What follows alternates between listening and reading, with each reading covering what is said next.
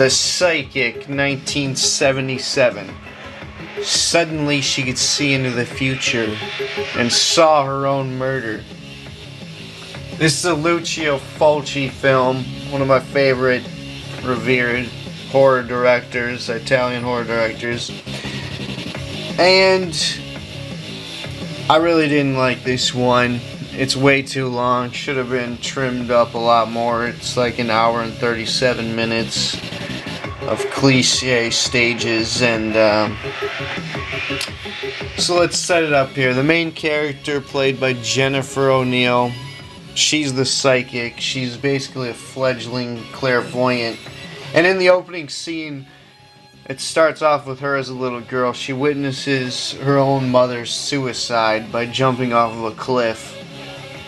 And in true Fulci style, he exploits the gore of the death, and he throws this dummy down a cliff, and it nails every single rock on the way down, and like you'll see it, like her face getting impaled, and it's pretty cool.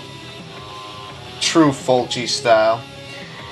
So, always bringing the gore. He's known as the godfather of gore, as we know. And so she's nailing every rock on the way down on the fall, like a comedy movie or something. And then they fast forward to when this girl's an adult. And she's just basically a gold digger who married this rich punk. And she basically does nothing with her life. And they buy this old abandoned mansion. And she starts having visions of this dead woman. And then she ends up breaking this mirror. Or behind the mirror, this dead woman's bodies end up sealed behind this wall. Edgar Allan Poe style. And it kind of has like a lot of elements of this other Italian early 70s horror film, The Night Evelyn Came Out of the Grave. If you've seen the two movies, you could point out the correlations.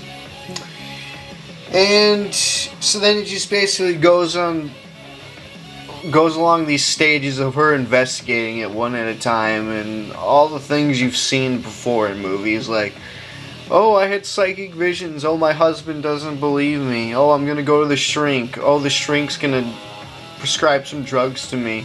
Oh, he doesn't believe me either. Oh, then there's the creepy caretaker. Then we find out a little bit about this character and a little bit more about this red herring, and you could totally see all the red herrings coming from a mile away, and you see exactly where they're going with it. Now I'm going to get into spoiler territory, so if you haven't seen it, check it out if you want to. I give it a deep D overall. I wouldn't really recommend it. It's not that great as they portray it in the Psychic trailer. I remember seeing this trailer a few years ago. I was like, I gotta see this, I gotta see this. Anyway, so we get towards the ending, and it ends up that her husband, he's a dastard who killed it was his former girlfriend in the wall.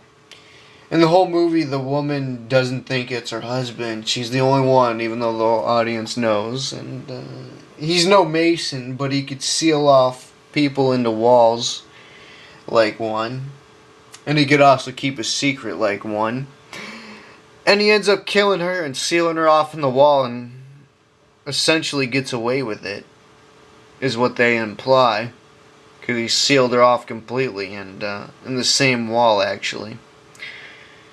And that's pretty much it for the Psychic. There's not too much more to add there. I pretty much got everything I had to say into it. And tune in next Saturday on Mr. Creepshow 9. New reviews every week. If you have a request, drop one in the comment box. I appreciate you watching. I'm out.